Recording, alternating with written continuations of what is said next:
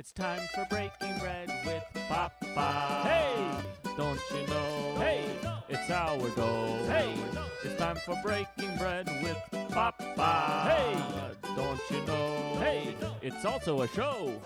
Hey, everybody, welcome to another edition of Breaking Bread with Tom Papa. I am Tom Papa. We have a great one for you today. Paul Morrissey comes back to the program. Paul is a good friend, a very funny comedian. We've worked on the road together for years. He is a great guy, super funny.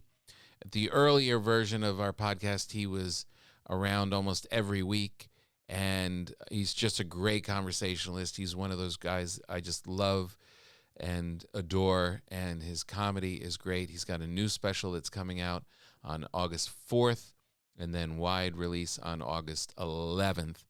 What was it called? Ice Cream versus Everything? Ice Cream versus Everything. And he looks good. He lost some weight. He's definitely, you could tell he's in tip-top form. You always know with people in comedy, if they're filming something, that's when the weight falls off. I'd like to thank the good people today joining us. Our new partner, AG1. AG1 is the daily foundational nutrition supplement that supports whole body health. Take ownership of your health. Every scoop is packed with 75 vitamins, minerals, probiotics, and high-quality whole food sourced ingredients. AG1 can give you major health benefits like gut and mood support, boosted energy, and even healthier-looking skin and nails. Try AG1 and get a free 1-year supply of vitamin D and 5 free AG1 travel packs, which I've been using with your first purchase. Go to drinkag1.com/papa. That's drinkag1.com/papa. And you will get a free 1-year supply of vitamin D and 5 free AG1 travel packs. We'll talk more about this later, but I've been using this daily, and it has a cumulative effect where you really, really do feel great. So, Paul Morrissey, known as a great comedian. I've been on the road with him for a long time. To refresh anybody's memory, or to, if you haven't heard of our relationship, he's never eaten an egg in his entire life. That is the greatest thing about Paul Morrissey. He has never eaten a single egg. My wife says Paul only eats things that are white, and I don't know. We have 2 breads here. One has cheese in it and one does not. And I don't know. I'm very nervous to even present the idea that there would be cheese in a bread to him. It's he's that picky of an eater. And when we were on the road together, he is boring. He's boring. His act's great conversationalist, knows everything about music, a great human being. But when you roll into a restaurant, breakfast time with no eggs, he doesn't even want to have it. I don't think he even has coffee. He just sits there, stares at you, enjoying the best meal that you can. We hung out with him, Joey and I, at in Cincinnati at Jack Ruby's steak place. That was an epic night. Great night. Great night. Paul had the Celtics game on at the table, if you remember that. Right. He had the Celtics. You both are Celtics fans. You guys fell in love immediately. Oh, yeah. In the airport. I heard you going on and on and on about the Celtics. And I knew you guys were going to be besties after that. And then we'll get into the rest of that epic night when we talk with Paul Morrissey. So let's jump right in. Enjoy Paul Morrissey. Look, it's Paul Morrissey being eaten by a dinosaur. Are you scared of the dinosaur? A T-Rex. Do I look forward or am I looking this way? You're looking wherever you think you might be under attack. But you don't know because the velociraptors, they get you thinking that they're coming straight for you. Can I have a pen? And then 2 come from the other side. Hey, do you like cheese in your bread or no cheese in your bread? I think cheese, you always say yes to cheese, right? Well, most people do, but we know you're finicky. All right, this one's definitely cheese because it's got grease coming through. Oh, wow, man. Yeah. This is from my friends at Lodge Bread because I just got home and I didn't get to, yeah. I haven't got one a year. I think I got like the first. Oh man, this is like heavy. Yeah, look at it. How much does this weigh? It weighs 50 pounds, and they're $200 a loaf. It smells very good. Yeah, oh man, this is gonna be good. Now I'm a little reluctant to give it to you because it looks like you dropped some lbs. Yeah, man. You look like the young lean fighting machine. I did. Yeah. I think I'm 30 pounds. Maybe. What? Yeah, but Wow. But the terrible thing is, It was all diarrhea. no. I think we did a fun weekend like in March. In Denver? It was before my special, right? Yes. We did Denver and We did Denver. no, we did Cincinnati. Oh, we Remember did we did the Jeff Cincinnati. Ruby. We got the steak. Oh yeah. And the Jeff Ruby Steakhouse in yeah, Cincinnati. that was amazing. Chris Collinsworth had turned me on to that place. Because he's got a steak named after him there. Yeah. Which, you're in Cincinnati, you're Chris Collinsworth, you have to. That place was great, though. But that new quarterback is really starting to gobble up the menu. Joe Burrow, yeah. Joe Burrow, he had a couple items on there. He had the lobster dishes. Collinsworth had the old-fashioned, like, shank steak. Right. Chops. And I was so excited to bring you there, but it was and I was all turned around because they changed locations since I had been there. Oh. There was an original spot where it was forever, and now it's moved and there's a gigantic spot. Yeah. And still great, still that super place. fun. And I think they have other locations now. It really blew up. But yeah, we ate there. And what did we do? We did Cincinnati. Did we have one the next day? Yeah, we went to Atlanta. Oh. Always good routing. We always do the good routing. Yeah. Well, that wasn't too far, right? That was... No, we did it the right way. That's how we never are able to travel. You and I are both. Yeah. Like, I feel like I travel a ton, and then you're always going to, like, another place after me. Right. So that was the one time that we both flew in early. Yeah. And I think, are we allowed to acknowledge Joey? Yeah. Because Joey... He also goes by the name of Abraham Lincoln. He was the only one that didn't make it. Well, you made it in time for the steak, but like... He made it, but he was really sweating it. But we... Why were you late? I got trapped in an elevator, remember? Oh, right. Really? Temporarily. It was, I figured it out. No, you also wanted to go... You also came in from your flight and wanted to gussy up. I think so, yeah. Yeah. You were worried you were going to smell. That's pretty gross. You didn't understand yet that we don't tour with dames. Not yet, we don't. That's why Joey's not a rock star. Yeah. Steven Tyler did Love in an Elevator. He did Trapped in an Elevator. All right, this is how crazy our life is. I'm trying to picture us getting from Cincinnati to Atlanta to Hotlanta. We flew? We were both in first class.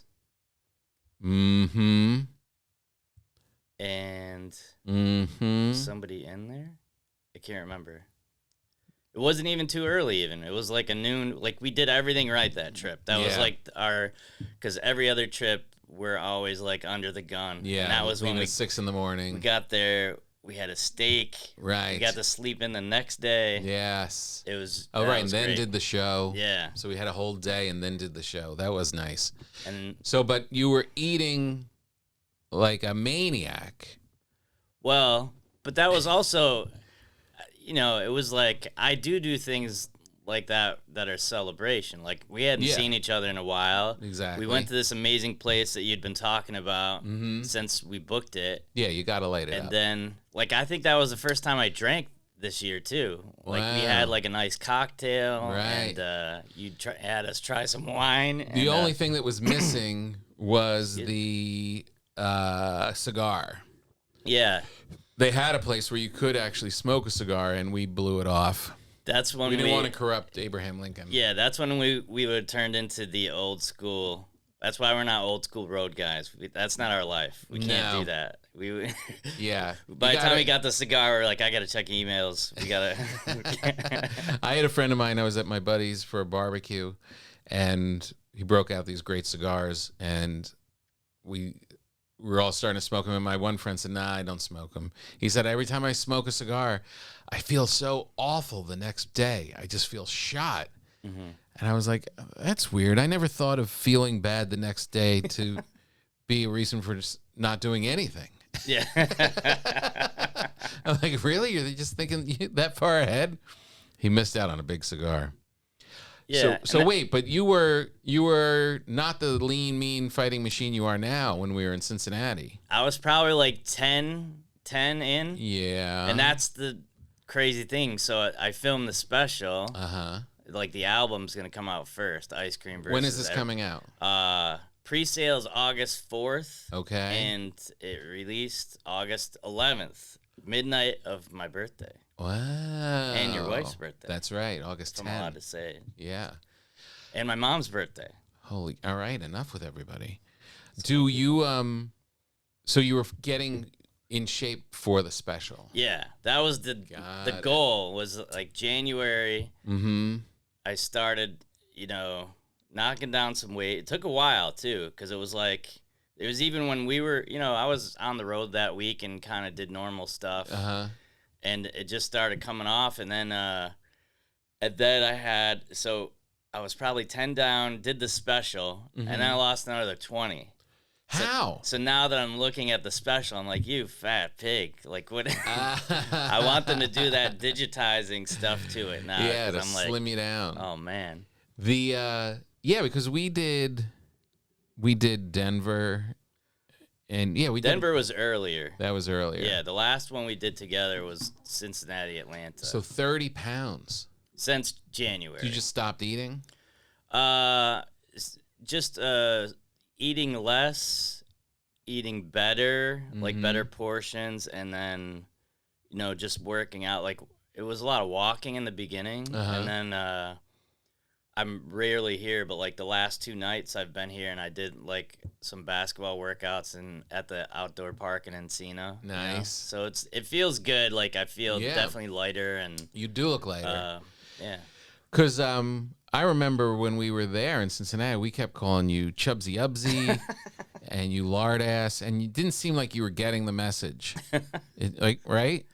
Joey's notoriously thin. Yeah, he's 9 pounds. He's 9 pounds, and he was actually scared that you might like eat him. Joey has one seed a day. That's why it was weird to see him even eat a steak. I feel like we corrupted him. I know, we really did. He ate a steak. What'd you have for an opener? Did you have a salad? Skip the salad, I think. We had those potatoes. That first night, kind though. of cheese potatoes with chili on them or something. Yeah. But I remember that first night, that first steakhouse we went to, I got a 4-ounce steak. A morsel, a mere morsel. 4 ounce? Yeah. How did we even let you sit there? I must have been drunk. Well, I wasn't that hungry, and I was like, oh, I gotta stay up and hang. And then the 4 ounces, I was like, okay, I'm a little hungrier than It's that. like bringing a parakeet to a steakhouse. I think they put that on the menu as a joke. Yeah, right. Exactly. Yeah, 4 ounces. Wasn't it's the old 69er was the one in the Great Outdoors that John Candy had to eat. If you eat the whole thing, it's free. Oh, I had that at a 69 place called McDonald's in Pearl River, New York. I think it was. It's right on the border of Montvale, New Jersey, and New York. It was this great old restaurant called McDonald's, not with the arches, and they had all these old military stuff just crammed all over. This is before like TGI Fridays. Yeah. And it was just tons of stuff on the walls and hanging, all stuff from World War II, guns and bombs and uniforms and really crazy stuff. It was fascinating. And they had a challenge to eat I think it was a 32-ounce steak. Yeah. And if you did that, you got a T-shirt and you got your name on the wall. Extra large shirt. And I did it. I think I was in high school or college. Oh wow. My father and I did it. And yeah, it was and I was like, this is easy. I could eat this. And then I ate the sides. And they were like, you don't have to do that. I was like, I'm eating the sides. A big potato and some broccoli. And we got on the thing, but then they closed down and steamrolled the place. Oh no. So I'm not on a wall anymore. So it's gonna be like the Comedy Store when it turns into a cheesecake factory. It's gonna be like, do you think it will? yeah. You do? And You Tom think- Papa will be right in the entrance there, right where people are waiting for their buzzers to go off. The only other place I really regret being no longer on the wall is Tony's Mexican Grill in Studio City, I guess it is. Yeah, Right? that's my neighborhood. I told you I just went there, It's the best. talked to the lady, and she's like, yeah, she said he's got to do more stuff for us. Did she really? When I first came out to do my first TV pilot, they did I guess it was getting on the air because I was doing press and the LA. Yeah, it was on the air, right? Yeah, Tom Papa? yeah, but I'm just wondering why it was in the newspaper because they did a "What do you like to do in LA" kind of a thing. So, and I had only been in LA for like a second, Right. but Tony's was my favorite Mexican restaurant. So Yeah. I really talked them up, and then they cut it out and put me on the wall, Yeah. which was a huge achievement for me to be on the wall of your favorite restaurant. And then they painted the place, and they took Yes. it down, and they never put it back up. Yeah, there's a painted mural of the pyramids in Mexico. or Yeah, something. Aztec stuff. You'd Which I kinda- think was there before. I think they just maybe they ripped it. You'd kind of be out of place there, Yeah, but they could frame it. Like I told them, I would if I was Tony, I would have framed it and put it up there. But I mentioned them on NPR. I'm mentioning them right now because I love them. yeah, I love them too. Yeah, They're so great. It's a Tony's family Mexican thing. Grill. It's such a great place. and it's the funniest. It's so LA because it's like a great Mexican place, but it's called Tony's, and it's like in this weird location. You know, it's like hidden next to a Krav Maga. yeah, like our spot. Italian place, Domingo's, is like Right. in Little Italy in Encino. What? I And you're know. like, it's great. I tell you. Yeah, it's amazing. And Tony's, I had it last night. And Oh, yeah. one of my favorite things to do, I'm doing it since we've been coming out, whenever we're away, we were back at the Jersey Shore, whenever we come home after eating whatever food, like Jersey food or Italian food or whatever, then it's like you don't get that Mexican stuff. So when we get home, Yeah. we're tired from travel, that's the go-to delivery Yeah, me when too. we get home. So I had it last night, and I ate all of it. And they, they like, there's like, I think a couple of the daughters are like, one's my age and one's a little bit older, and You should date one of them.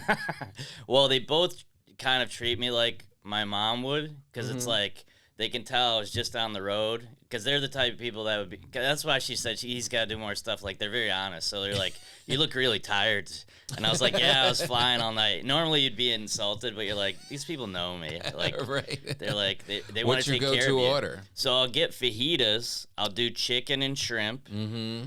But then they do the whole like, do you get the like cup of fruit Oh, the at fruit's the end with the amazing. little? It's Little like a creamy. secret thing. They won't even tell you what's in it. I know, it's like a little like yogurty sauce. But that's like With the- strawberries, like the most fruit that I get, and they're just like, you need this, you need to replenish, and it's like they take care of me. I know, so. they're the best. They're so good. So now, are you in this? Now you have a cheese bread next to you. You've lost all this weight. Do you Yeah. feel like, and the special's done? Yeah. Do you feel like it's time to beef up? The thing is, I want to like, I want to film like another thing while I'm trying While to you're think. thin? I'm trying to think. That's bad though. If I think it's only temporary, you want to feel like it's a lifestyle, but It is only temporary, isn't it? well, it's good because it was like, I don't know if you've had. You always used to talk to me about in January about your physical. Like you used to have a bunch of jokes about it, and then it's like you're like, yeah, you want to like impress this guy, and you want to get the numbers down. and you- 100%. And then I think it was you and Colin Quinn did that podcast about getting on statins, and that was when I got it, because that's Colin's diet's exactly the same, except Yeah, he's except just taking. yeah, and then he had a heart attack. Yeah, but they said his numbers are great now, right? Now he's in good shape. Yeah. He's not as much fun to be around, but his doctor's happy.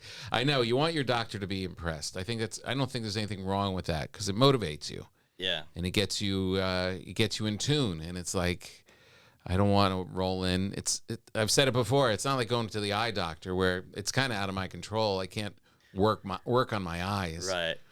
But I can roll in there as a chubby chubster, and that's all on me. Yeah, that's what I do miss about like late night TV. Doing those 5-minute spots. Like that was your It would motivate kind you. of check. Because it was like a manageable thing. This whole hour special thing, it's like so long term, and the people that do it quick, it's not good. So it's like that 5 minute every 6 months. I was doing it like once a year for like 5 or 6 years. I would do Late Show, and you would do Conan and all the shows all the time. It was so good. I know. It really was and great. I kept getting better at it too. Like the more you did it, you're like, oh, okay, this is what it is. And when I would talk to you or Gaff again, it's like, yeah, there's a whole science to it, and to break it down and to do the best stuff. And I know. We just had Leno here.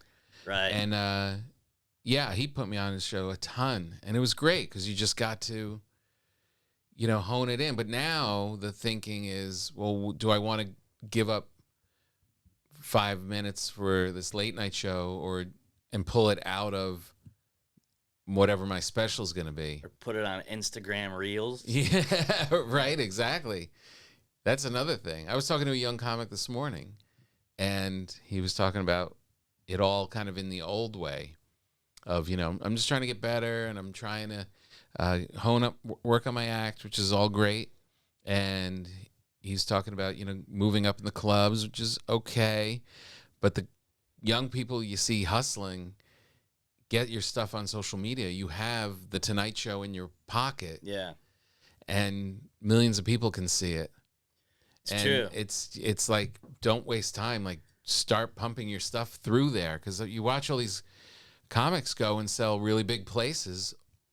They've never done... Yeah. They didn't even tour, really. Right. It's just all through social media. And people think they're funny, and, you win people over, and then why not? You should go that way. But it's like the idea of, I got to go in and go do Kimmel. It's still exciting, and it's fun, and it feels like real show business. But it's only one little portion now. Yeah, yeah. Yeah, it was a good, but also those are the guys, I know a guy who's got huge on TikTok. Uh-huh. And then he's, those guys still don't really know, I'm doing a month of, because I try to switch it up too. I like doing gigs with you, and I like doing different things. And so I'm doing I did the special, so I have a month of clubs in Canada, which I love Canada because they're great comedy fans, but also you're 3,000 miles away from everybody that you know. So right. Definitely, even doing the improv too much or something, you're like, you want to be fresh and have some new things. Yeah. And it's good to just go away and do 8 shows or 9 shows somewhere. Yeah. And just kick things around and not feel self-conscious. So I love doing stuff like that, but guys that I know, they've never even done a 9-show week before. You know what I mean? Every club is a Friday, Saturday now, except for, Yeah, and they'll have their fans and stuff, but yeah, they won't be as tight of an act. Live, it won't be the experience of laughing for 2 straight hours. Right. That's you can't get that just from putting little clips. What's your favorite place in Canada? Well, Toronto is a great city, and because of Gordon Lightfoot, a big comedy scene. No, I mean it's like a mass transit. Everybody lives in a small apartment and is hustling to just make the rent. It's kind of the closest thing to New York, I think. Yeah.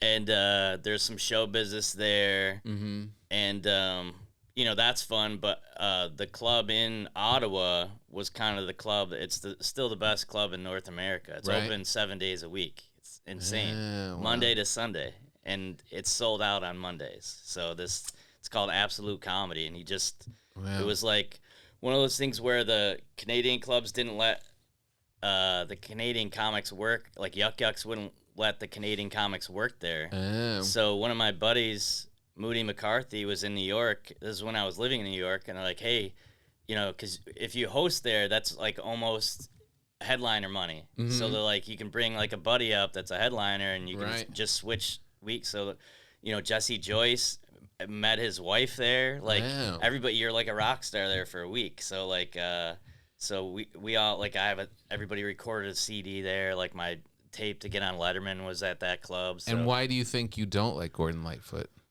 I do. He's just a little somber. And what do you know about Gordon Lightfoot? I know everything about Gordon He's Lightfoot. dead. Yeah. But Rest in peace. Yes, I saw the documentary on him. Okay. And such a cool history. And he was a badass. Yeah. He wrote these great songs. And he just, became the hero of Toronto, if not Canada. Oh, yeah? Mm-hmm. Well, my guys are the They band. called him the original Drake. Well, my guys are the bands. So those guys are from right there. They're from Toronto? Yeah. I thought they were Robbie US. and all those guys. No, They're Canadian? Levon's the only one that's from the South. Everybody else. Really? Yeah, Ronnie Hawkins, the guy that got them all together. Ronnie, was it Levon and the Hawks? Was the first one. But yeah, they were his backup band, Ronnie Hawkins. Oh. And he said, they were all like 15 or 16 years old. And he's just like, you're not going to make much money, but you get more girls than you'll get the rest of your life or something like that.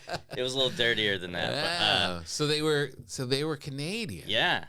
I'm going to Winnipeg in a couple days. That's right. Yeah, I've never been to Winnipeg. You know? No.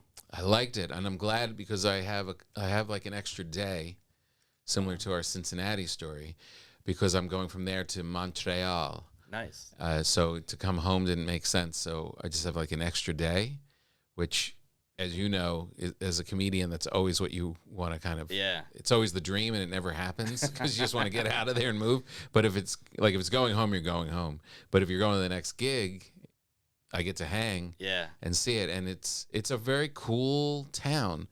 I've never been there in the heart of the winter, so I can't speak for that.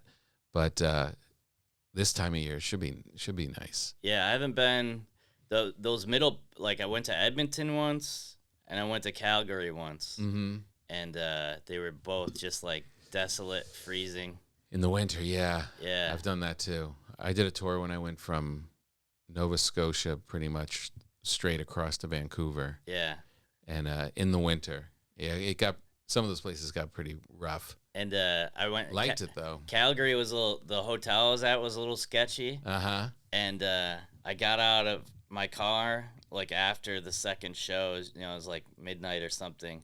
And this guy, I don't know if this is ever happening. It's happened to me twice in my life that like there's somebody waiting there when I'm getting out, and I'm like, whatever they want, they can just have. Oh, geez. You caught me. What, in a parking garage? No, this is outside. Just outside in a hotel parking lot. So I'm getting out, and this guy's like, hey. And I was like, what? And then he goes, do you want to buy some golf clubs? And I was like, what? And he's got like this bag of golf clubs, which he clearly just stole from another car. And I was like, no. And then he just like kept running, he left.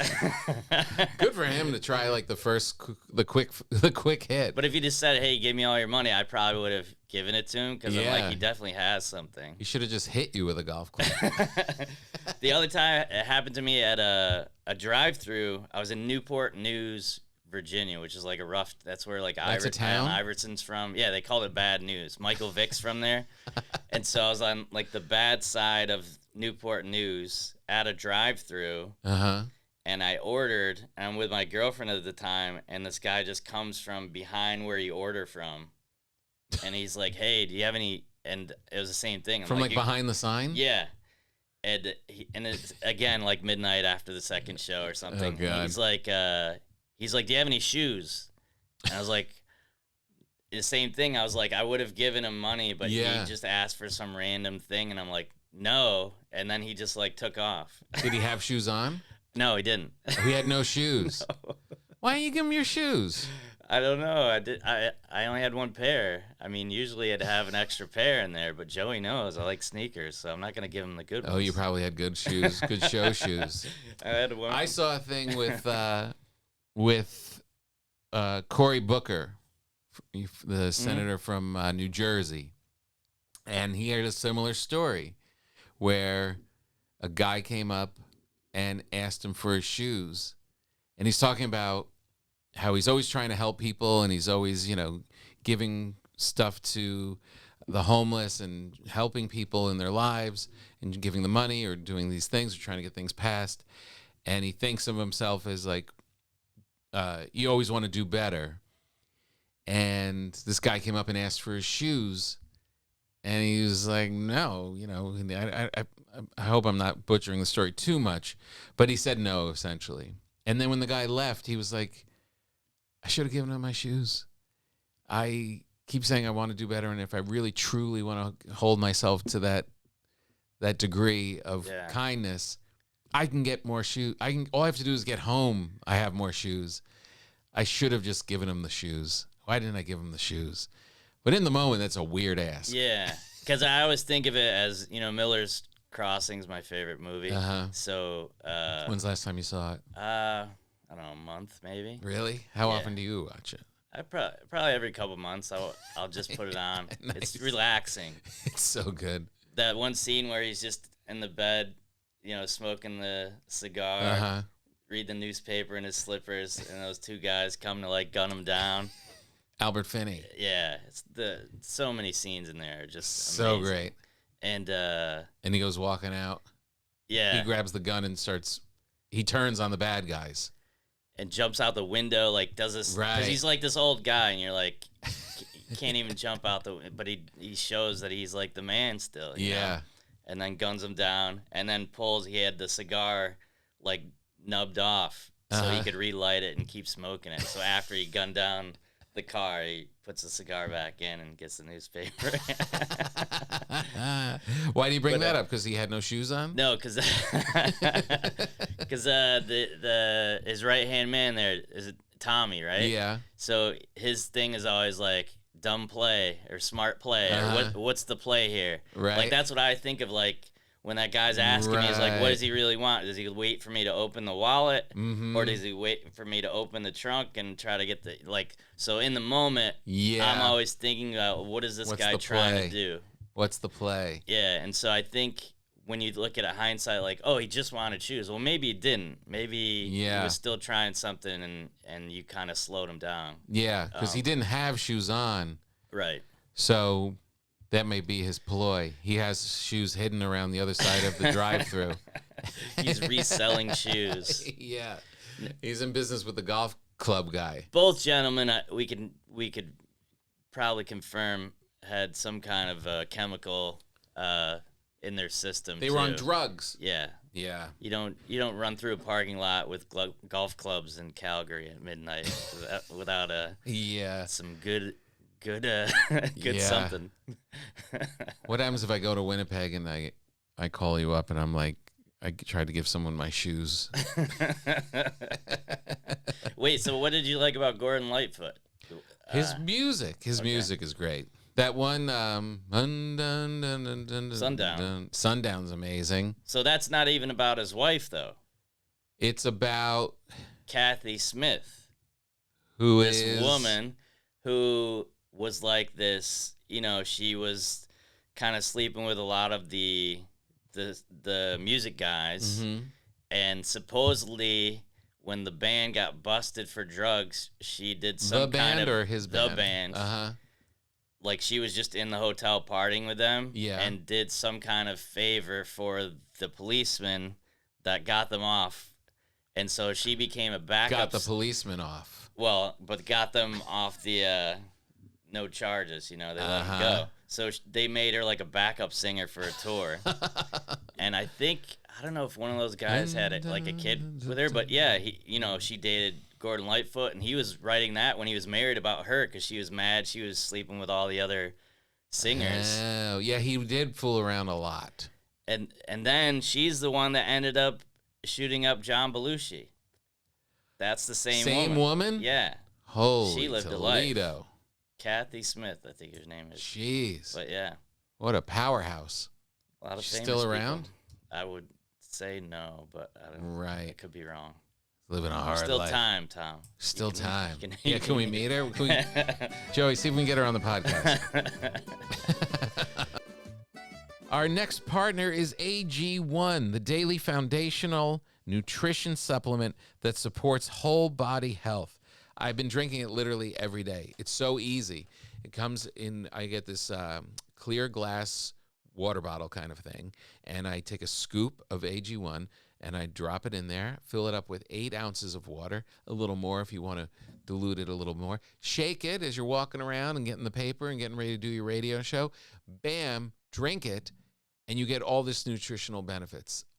No sitting there swallowing pills, no having to do any of this stuff. You literally get all of this ton of stuff that is just good for you in one drink. I started to take it because I wanted to dial in my health, and I had a physical coming up, and my friend from New Jersey had been into it and swore by it, and I took it, and they give me these little travel packs, and I just took it with me on the road. And on the road, when you're eating like garbage, and it's really kind of interesting as I'm eating, and I realize, I had a bagel with cream cheese, and for lunch we had wings. This is a garbage day. I know that if I use AG1, I've done all the things right to balance out whatever's going on the road. You're really going to love it. It's an easy routine. I'm always looking for life upgrades, which is why I've come to love and trust AG1. Why take a bunch of different things when you can just mix one scoop of powder once a day? It's high quality stuff. Every scoop is packed with 75 vitamins, minerals, probiotics, whole food, sourced ingredients of high quality. Major benefits like gut and mood support and boosted energy. If you want to take ownership of your health, try AG1 and get a free 1-year supply of vitamin D and 5 free AG1 travel packs with your first purchase. I'm telling you, on the road, it's great. At home, you have a pack of it. You keep it in the fridge. You take a little scoop. You put it in. It's so fast and easy, and you have this high-impact thing. And, it's not like the kind of thing where you take it and you're blasting off, like, immediately. It's a cumulative effect. As I've been doing it for almost a month now. But within, like, a week or two, you just start to feel generally better. And, it helps you start kind of, if you're conscious about your health, you start dialing in and you do the right thing. And this is such an easy thing to do. It probably will affect other parts of your life. Go to drinkag1.com/papa. That's drinkag1.com/papa. Check it out. It's so easy. It's so great. You'll feel good. You're doing something good for yourself. And it takes all the guesswork out of it. You don't have to go and find all these different vitamins and all this kind of stuff. It's all of this stuff packed into this powder. And you just get to add water and boom, you're healthy. What more do you want? But also, what about, you said McDonald's. That's one thing I always wanted to ask you, because I knew it wasn't going to be regular McDonald's. Because have you ever eaten McDonald's in your life? McDonald's with the arches? You talk about me being picky. Yes. I don't think anybody in your family has ever had fast food. We were talking about you the other night that you've never eaten an egg before. And then my wife was saying that she thought that one of your girlfriends got you to eat an egg. No, nobody did. That's what I said. No, my buddy, He's never had an egg. Yeah, the Iron Chef guy, David Bull in Austin, made me like a hamburger, and it had like a big egg on top of it just to mess with me. He knew I was going to take it off. But that's probably the closest I've gotten. But no egg. And it's not like, do you feel like I'm missing out nutritionally? Yeah, eggs are great for you. And I thought they were terrible. No, that's what they used to say in the 70s. Okay. They're good for you. And it's a good lean protein in the morning. Okay. As you're trying to stay skinny mini. That's why I was wondering if you would want cheese in the bread, because that's kind of exotic. That's the thing. You like things just plain and white. In moderation, Tom. That's the key to life. Moderation. I know. Well, you've never had one egg. That's hardly moderate. Well, but I'm saying, like, you can't, like, I don't want to be one of those people, like, I can't have this because I didn't cleanse or something. No, I didn't mean that. Yeah. I meant because it would be too exotic. Oh, no. Having cheese in it would be like, oh my God, you ruined my white bread. No, if there was some kind of, like, weird grape or something, or I don't know, some kind of strange fruit dates. Or What about beets. nuts? What if it had a nut in it? I'm okay with nuts. You are? Yeah, I think so. Isn't that your sponsor? Can you go to the commercial now? I'm good at that. Nuts.com. Oh, I don't think they're sponsoring this one. My last special, the nicest comment that I have on there is after a joke, I say, "We'll be right back, everybody." And then they actually run a commercial on YouTube and the guy's like, "That was the most perfect throw to a commercial on YouTube I've ever seen in my life." It's like, how are the jokes okay too, or no? Yeah, how about But the that jokes? was funny. What is the name of your new special? Ice cream versus everything. Oh, So another food thing. yeah, and Interesting. it was good. I did it at the National Comedy Center in Jamestown, New York, which is the birthplace of Lucille Ball. So they have all the I Love Lucy stuff, and then they built this like $50 million museum with all kinds of crazy like archives, and it's really amazing. So, Jamestown, New York. It's closer to Cleveland than to New York. It's way out there. Right. Like And would you say then that Lucille Ball is the Gordon Lightfoot of Jamestown? She is, and it's Lucille Ball and 10,000 Maniacs, the band. Wow, they're from there too? And the guitar player did the sound for my special. Really? Yeah. That's amazing. 10,000 10,000 Maniacs, that was Natalie Merchant. Natalie Merchant. What was the big hit? Jealousy. What was the? Yeah, they had a few hits, I think. Yeah. And she had like a solo album too. That was pretty good. She dated like Michael Stipe. She was like a cool. She dated Michael Stipe? I think a couple famous like hip, And bands. she shot up John Belushi? Not this, no, the Oh. wrong one. Hmm. But yeah, I did. So we did. I don't know, because I think that was your last Netflix special, which was great, by the way. That was Thank the you. first one that I think I wasn't there for, Uh-huh. and so I've been trying to. I don't know about you, because you always like pick a date and schedule it. Like Yeah. I hadn't had an album out since I did Letterman. It was like almost 10 years, and Oh. so Wait, but you had that other special. well, that's the thing is like that gets resold to like 9 different things, and Uh-huh. my friend will be like, "Hey, I heard you on Larry the Cable Guy's channel on Sirius," Uh-huh. And it's like a joke that I didn't do, and so I see that they're like running my jokes from this special, like somebody sold them the rights to it. I didn't know about it, Oh. so I'm like, well, let's do one. So like during the pandemic, I tried to record twice, and it just wasn't there. Yeah. And I have a really great record company, the Blonde Medicine, and Dominic used to work at Rooftop, and then it became Audible, and then he actually bought the rights to my stuff when he started his record company. So he's been with me the whole time. So he's just like, you know what? Let's just do it right. We'll do 4 shows at the National Comedy Center, and you can do as much, So I did Nice. like an hour, 10 minutes at 4 shows, and we just picked like the best one. And Nice. so I really love the album because it captures the atmosphere. Yeah. The video is the part that I'm having a tough time with, just because. Why? Because It's all like appearance and fashion stuff. You know what I mean? Uh-huh. Like even Just your own. 20 pounds, man. That's like. Yeah, I And know. a lot of but it's face too. I think. know. I have it too, but you just gotta kind of let it go. I have a Neil Brennan. Or actually, I think we reposted me on Neil Brennan's podcast, and I should have looked at the angle because it's just I look like a fathead. Joe, you saw the clip because you helped post it, A little bit of a fathead. right? Didn't you think that when you saw it? No, maybe. A little bit, right? You're like, what's with this fathead? Can't believe we posted it, but they shouldn't have. I mean, look, we're really careful here to make sure that you look good. Neil didn't care; he just came in tight, and he weighs 20 pounds, so he's not even thinking about it. But I saw that, and I wasn't that happy with it. But what I was saying was kind of good. I'm like, it doesn't matter. Some days you are a fathead. Yeah. So what? Well, I get the one where you're just doing the selfie like this. Mm-hmm. And so I have a pretty small head, and when I take it from that angle, my head looks big. Mm-hmm.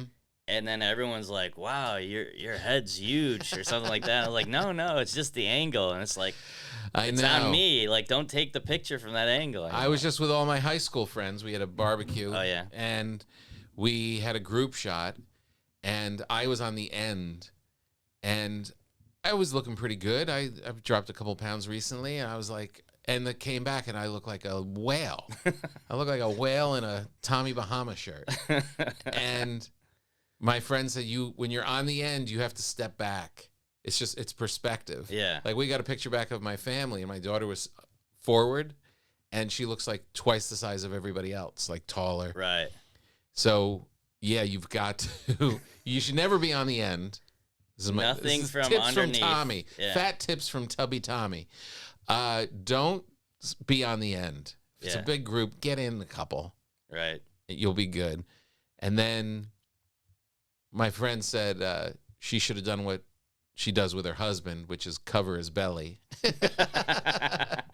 But also step back. If you are on the end, step back. Don't be leading. Yeah. Don't be ahead of everybody. Put yourself back a little for perspective. Okay. So this is all ways to lie. When you see your doctor, you can't lie. He's Yeah. going to know if you're fat or not. No, I mean, I remember from, I was on TV news, so I knew the angles of, getting that chin down. Yeah. We were just talking about how whenever I'd come to the anchor desk, all the female anchors would have like 4 phone books. So they'd be like so much taller than me. And I'm like, I want to feel like we're in the same room here. Could you have done your own phone book? Well, that's the thing is like you just keep jacking up the chair. So like everyone's, it's like, how about we both come down to the same level so we're kind of the same. Yeah. But yeah, it is weird how that's like a thing that like. Yeah, but it I wanna works. be higher. Yeah, right. I mean, that's why Tom Cruise is on those boxes. What do they call it? Apple box. You know who did that was I did one of the games I covered when I was working in sports was I did a Monday Night Football game, and Al Michaels was he with Collinsworth or with, I forget who he was with, but not like for Monday night. Two tall guys. Yeah. And so he's standing on like this huge box because he's 5'2", and Yeah. so he wants to just be in the frame. But I guess it really does mean something. If he just shot it at 5'2" with these guys over him, I guess the slight perception would be they that should he's be just small and sitting weak. down. Yeah, I don't know. I think it's more like he's not even in the frame unless he's standing on this box. Yeah, that's part of it too. You got to get everyone's face in it. But there is a power thing there. I don't know. Well, you're just gonna have to deal with you being a little heavier in that special. Yeah. Well, but you were that heavy. You were 10 pounds lighter than you had been for years. Yeah. I mean, that's the thing is like, because we went the other way where like for my last special was like, 6 years ago, and I've got glasses, and and then now I'm not wearing glasses anymore. Did you wear a hat? In the special I did because it's in that Tropicana room. So I was wearing that hat that I wore, like kind of it's like a fedora derby fedora kind of thing, and had like a little. I liked the atmosphere of the room was fun. It was just now it's more me. I'm a big like the chin thing bothers me too. Like I think I'm like. I center on that when people are talking now. Like, how does this guy's chin? This is all obsession though. Over, the change is so minimal. Right. People are coming to you not for beauty, but for funny.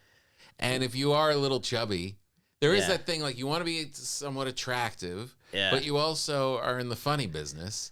So it doesn't, we look kind of the same. But that's how I know 20 pounds up, 20 pounds down. That's how I know it's good because that's what I'm worried about. Like that's what the record guy was like. I know you like it because you're just talking about what you look like, and like there was one joke that like I kind of stutter, and it's like, oh, I'm just trying to fix my mistakes now. Like you know what I mean? So you like it. You just Does your friend call you a Tubby Tubbs when he's editing Nobody's it? ever. That's the whole thing is like I was like 135 pounds in high school, and I was playing basketball. Yeah. So when I first went to college, I played at a small school because I was like 17. I was 135 pounds, and then I lifted weights, gained like 25 pounds, and then that's when I became like a Division I caliber kind of athlete. Right. And so I was in really great shape.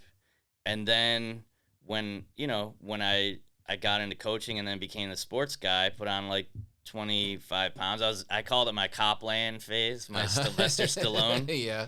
And I never mind because I used to be like really skinny, but then I guess everybody else, like, especially when you're an athlete, they're like, "Oh man, you got to take some weight off." And I was like, I'm good right here, man. Like I can't work out 5 hours a day anymore. And but then like, you get to a point where it's like, yeah, it's really making a difference.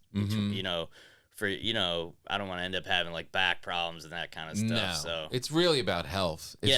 Appearance is really secondary. you don't want to be in the pre-anything, the Nah. pre-diabetic, Pre-high blood pressure. Yeah. No, You wanna get out of exactly. that stuff. So that's what it took me out of all that stuff. The 20 pounds even. So That's huge. yeah. That's a big deal. So Don't you say were huge. 135 in high school, and then what were you at your chubbiest? I would say, I think. Well, so I played at. Be honest. No. I'm saying I played like muscle wise. I played at 175, Oh wow. and then so then I put on like 20, 25. So I was around like 200 for a long time, and Right. then just in the last like Pandemic. probably when I met you, I was probably like 220, 220. and then I think I've gotten up to like 230, like 8 maybe. Was your max? Yeah, and then.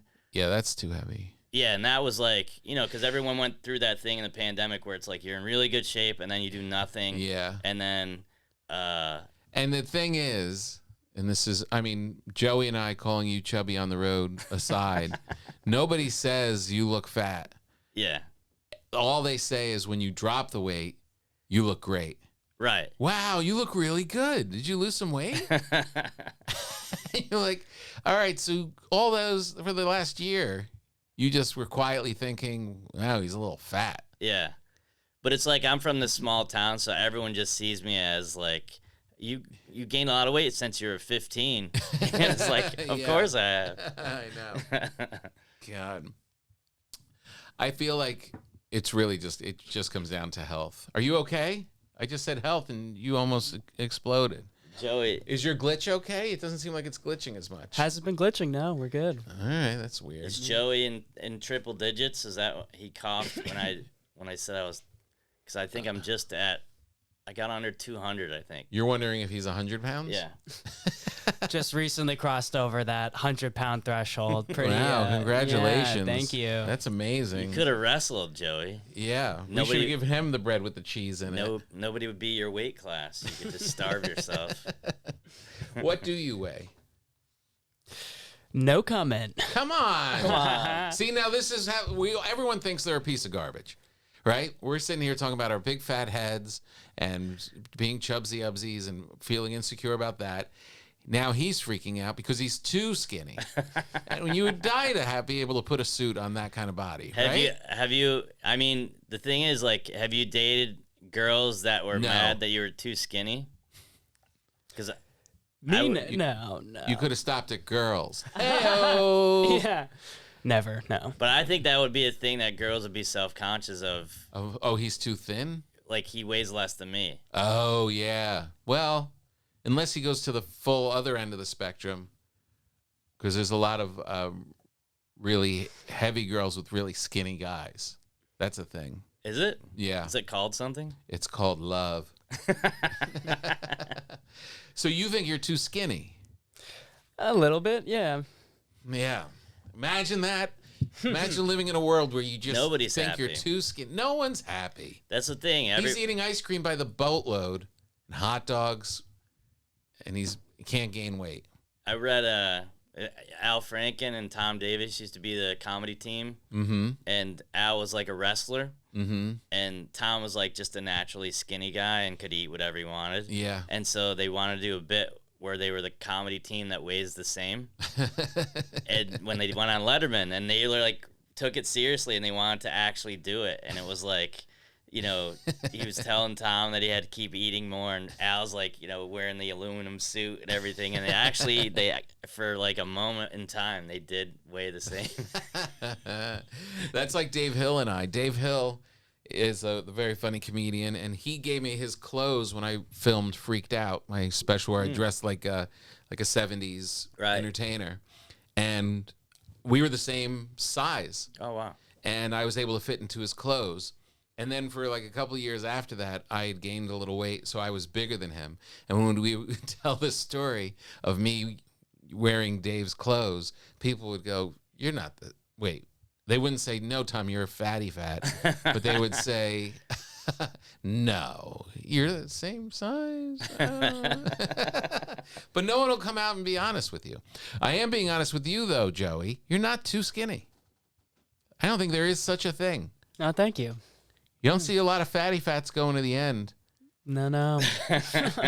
You know what I mean? Yeah. Very rare to see old fat people. But I've seen like a couple of phases of TV Tom. Mm-hmm. Like, because that's when you're going to be on TV. You gotta... You lose weight instantly. Yeah. It's like magic. Because you just see your face on there. You're just getting prepared, and you just don't even have to think about it. You just all of a sudden start shedding pounds. Yeah. And you had one where... Well, do you think you were more self-conscious when you're on like a sitcom or like yeah, because it's all 100%. It's all beautiful people that are like literally like trying to look less attractive. Like Allison Hannigan's like trying to look normal, and it's like you can't even do it because she's beautiful. Right, exactly. Yeah, but I remember her actually telling me like, when we were getting ready to do that pilot, that she's like, you're fine. Don't get into the head of, I've got to be skinnier. Don't do it. Yeah. But, Kimmel dropped a whole bunch of weight. When you look at the early days, it's like, who's this chubby kid? He looks different. He looks really different. I'll tell you the funniest story of someone being self-conscious about that for no reason whatsoever is my friend Rich Brown is a comic. He's in a couple of Farrelly Brothers movies, and he's in Hall Pass, and he plays in the credits is the man with the world's smallest penis. So I don't know if you've ever seen the movie, but there's like a huge guy that has like a huge penis, and then him who has this tiny prosthetic penis, and Owen Wilson passes out in a hot tub, and the only reason they did that, it was like they're carrying him out, and the big guy is like by Owen's face, and Rich is on the other, and he's just like, "Hey, can you guys switch sides?" Like that's the only joke. Yeah, right. But Rich, who's playing the man with the world's smallest penis, is like working out the night before filming because he wants like his abs to look good, and it's like, dude, you're playing the guy with the world's smallest penis. Like, don't. Everything else is out the window. You ever see that movie Project X? No. It's a great movie. It's about kids having a house party that gets out of control. It just goes too big. And it's really fun. There's a lot of... Rick Shapiro's in it. Oh, okay. He has a part. And it's really, really funny.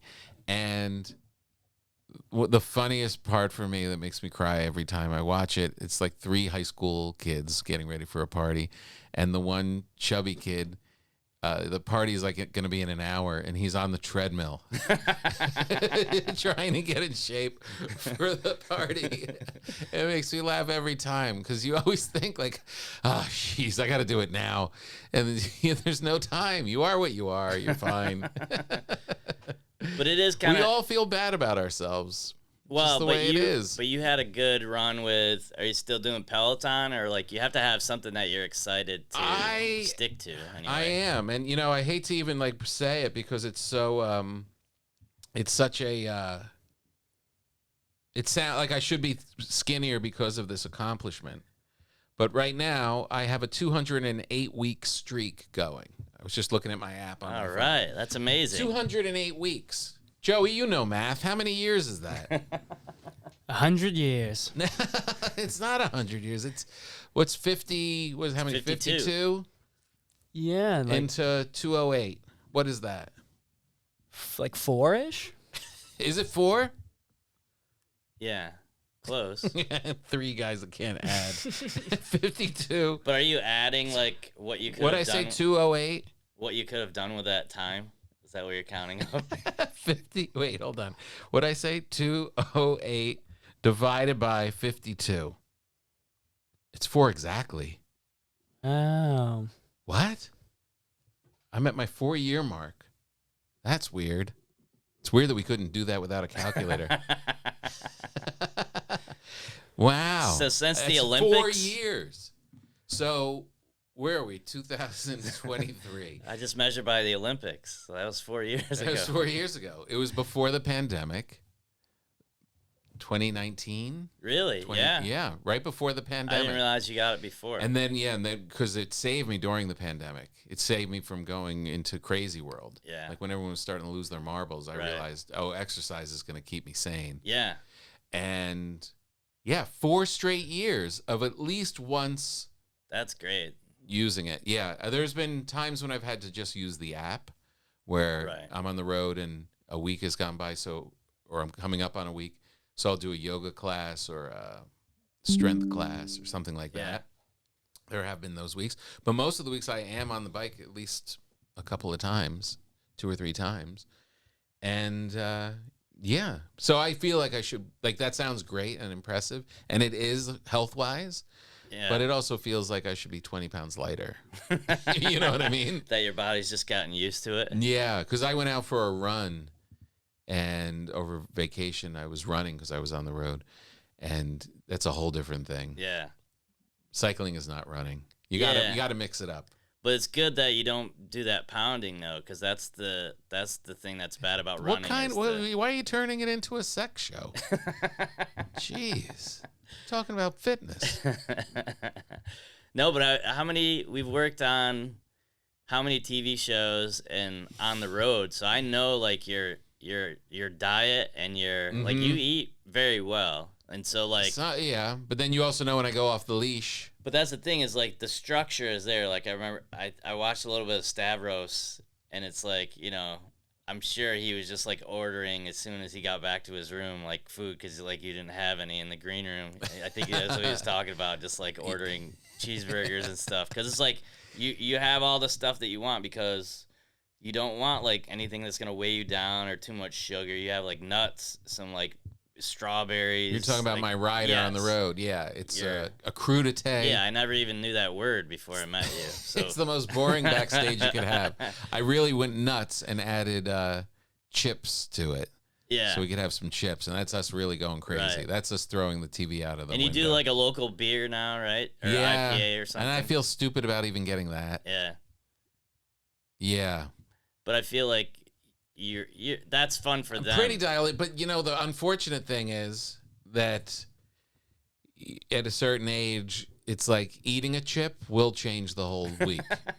You know, like you literally have to eat nothing in order to keep the weight off, right? Or haven't you found that? Like you dropped 30, so I mean, you were super fat, so you got to lose a lot of weight quick.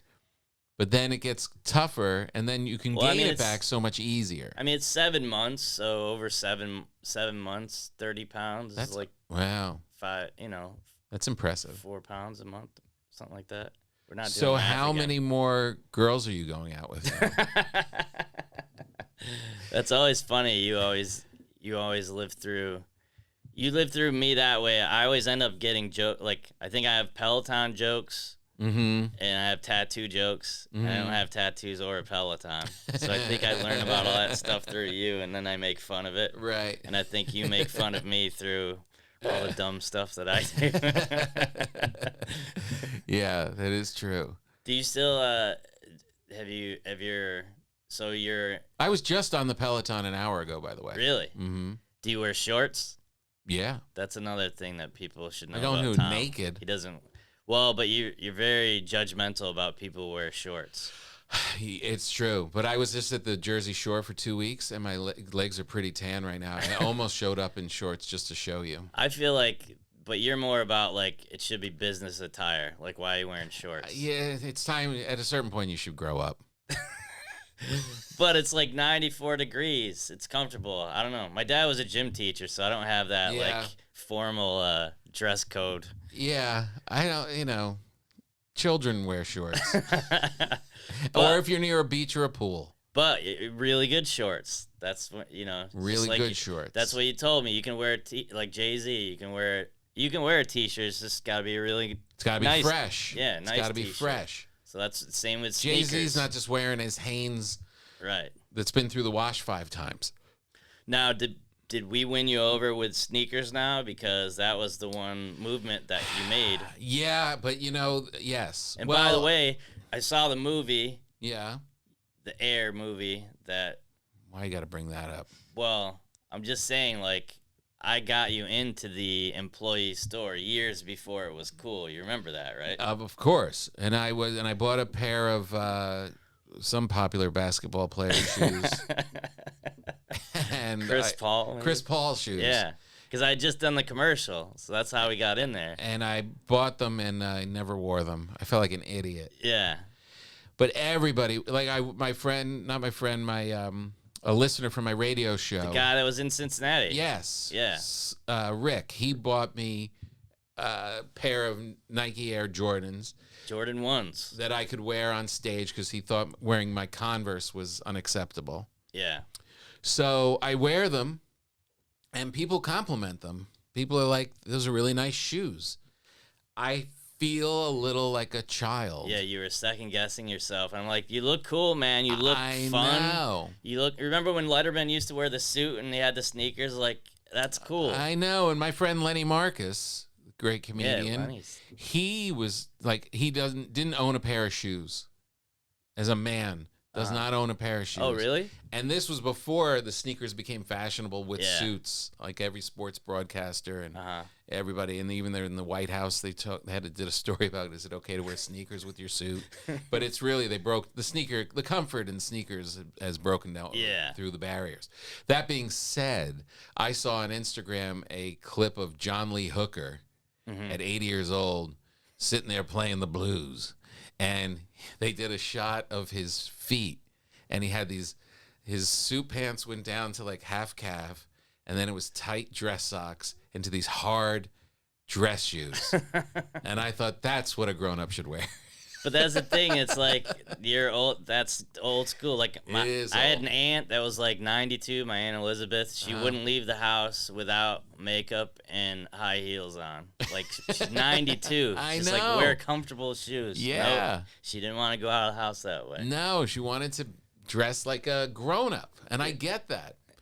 So the sneaker thing, like if as long as this is so boring, I apologize to our listeners because No, I'm I probably think it's repeating- fascinating I'm about probably you. repeating myself. Yeah, I but- think you came from Seinfeld school. Like you played all these really nice places with him, and Yeah. he's wearing a suit, and like I think he and expected hard that. dress shoes. Yeah, he expected that of you, and you kind of learned, like that's kind of what men who are taking this seriously do. Yeah. Like, these kids at the clubs are wearing sweatshirts and Yeah. Crocs and stuff like that. You want to look like Buddy Hackett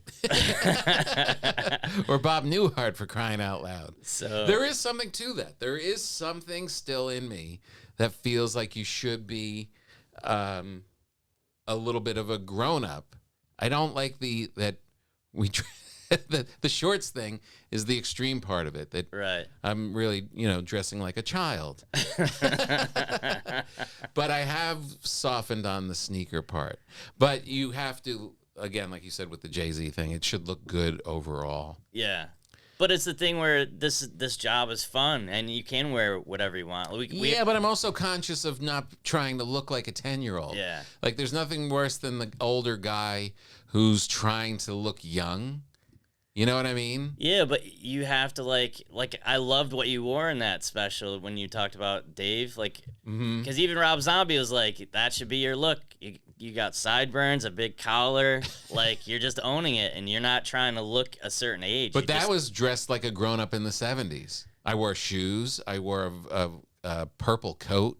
Like those were traditional adult things. Like my last one, I wore a T-shirt right underneath a thing with some sneakers. See, And I don't know if I love that. See, because you're that's the thing is your jacket, you're down to a t-shirt and sneakers now, so you're like a step away from really losing a it. wife beater and shorts. The problem too is that like then you think, well, I'll just wear a suit. Like that looks good. I saw a guy on the news yesterday and just wore a blue button down, kind of like just a Brooks Brothers kind of like, and I was like, oh, that's a grown up. Just he's doing an interview on BBC, and he's like a grown up, but he's also like Joey size, and he looks good. It's like I put on a suit sometimes, and I think I'm Cary Grant, and I'm closer to Chris Farley. You know what I mean? Well, you helped me because we met that guy who Danny, who did the suits for all the TV shows. Yeah. And when I did Letterman, I had to wear a suit, and you helped me. That was like my first nice suit. Even when I was on the news, I was a sports anchor. My clothing allowance was $200 at JCPenney, which is not even enough for a full suit. So I got 2 half suits. So I got like the tie, the jacket, and the shirt. So because I did Saturday, Sunday. Yeah. So I needed 2 different outfits, and then I just wore shorts underneath the desk. Well, think about that. That was a rule to be on Letterman. Yeah. You had to wear a suit. Mm-hmm. So what does that say for the state of comedy? Like, I remember Chappelle was going on, and it was a big deal because he wasn't going to wear a suit. Well, he would always say, thanks for dressing up.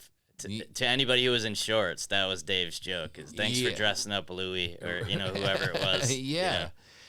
So there was that thing of like... Unless it's like your part of your style, like if Rob Zombie did it, I'm sure he's wearing Rob Zombie attire. Right, of course.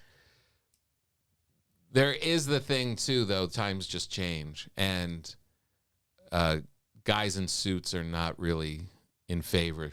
You know what I mean? Well, that's the only thing I regret, even about other late-night spots, like the Late Late Show. I wore just, like, blue jeans and, like, a black jacket and a black T-shirt, and it's just, like, I had, like, this moment to, like, wear something kind of cool or develop a style. I just didn't have enough cool friends. That's the problem. We don't have cool style. we're not cool cats. And if you start thinking about what am I going to wear in my special, you're going to be obsessed until it's over. Yeah. And then you're going to be in the editing room and still unhappy with it because some people just can do that really well. And I don't know. What I wore in my last special, I don't know if it was right. Do you remember? What I wore? Yeah. I wore a T-shirt. So that one is the only one that you're wearing, like the 70s kind of loud colors. That's the only one that's like different from your style. The first shot that I did on Conan as a kid, that got me a TV show. Yeah. And got attention. I was wearing a yellow suit. Yellow? I was wearing a yellow suit. Where'd you get it? From a nice place in New York. Yeah. I forget what the name of it was, but it was a good place, and it had been around for years. And it's got to be less money if it's yellow. No, it was like it wasn't bright like Man in the Yellow Hat. It was a little mustardy. Right. But the point is, it stood out. Yeah. It totally stood out. It looked good, and it wasn't like I wasn't trying to be Steve Harvey. Yeah, Sinbad. Yeah, but those things, you're right. Like you have an opportunity here. Why just go with whatever? Yeah. But then the other thing, this is round and round and round. The other thing is, shouldn't it just be the jokes? Yeah. You know what I mean? Bill Burr comes out in just a button down and bad shoes. Right. And Brian Regan, wears like it's really about the jokes. Well, I remember. Because most of the time you just want to not look dumb, so it's like I can wear jeans and a shirt and jacket. Like New York, everyone seems to have like the same kind of outfit on stage because you're going subway and it's not super comfortable. It's very hard to look classy and stand out. And I remember when I first started doing stand up, there was the old Boston Comedy Club, and Ed Helms was running a show. Oh, really? Which is funny. Yeah. And I remember he's like, wanted me to get him into the brokerage or something. I was just like, you're a movie star now. You're Ed Helms. But Gaffigan was on the show. Mm-hmm. I think it was the first time me and Jim met.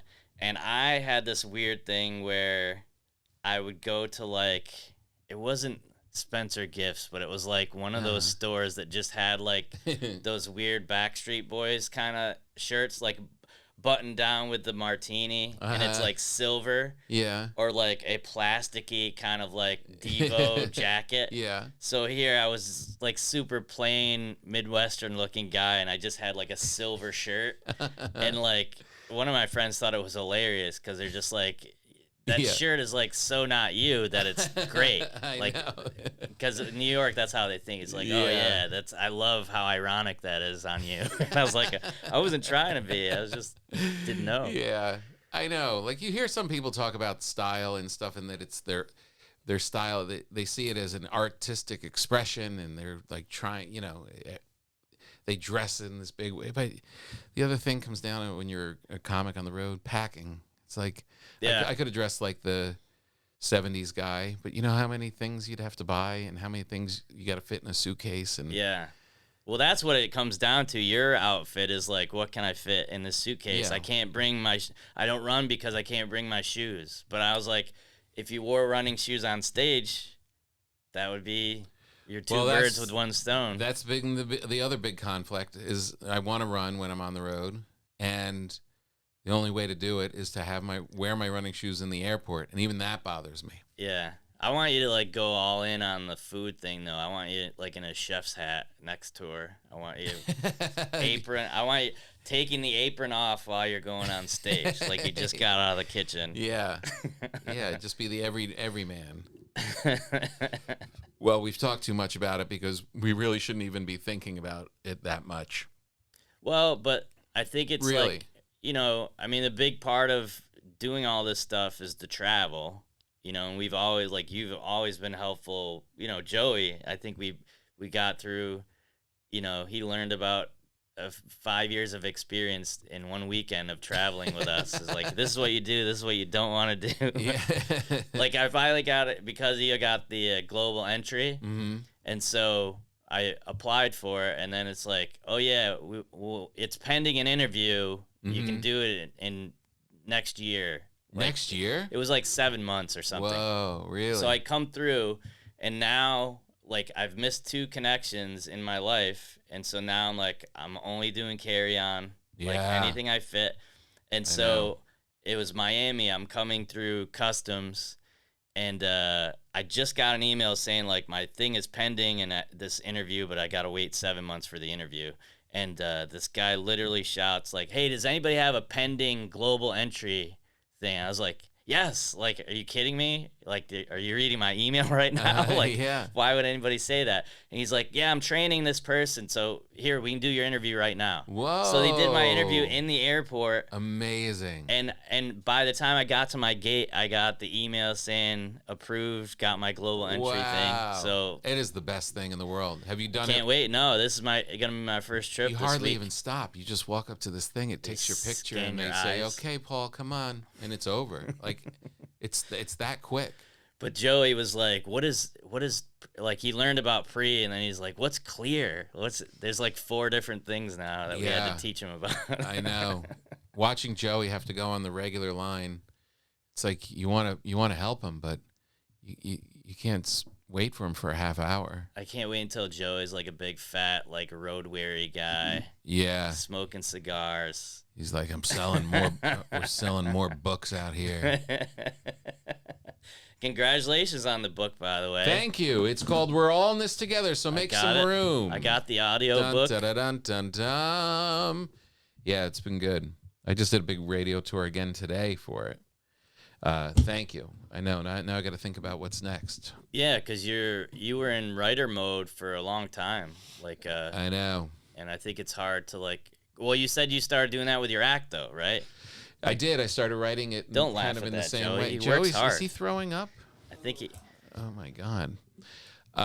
He's laughing at your work ethic. Yeah, I know. It's ridiculous. Well, I don't want to talk You do about have a work. dinosaur here. But... Yeah.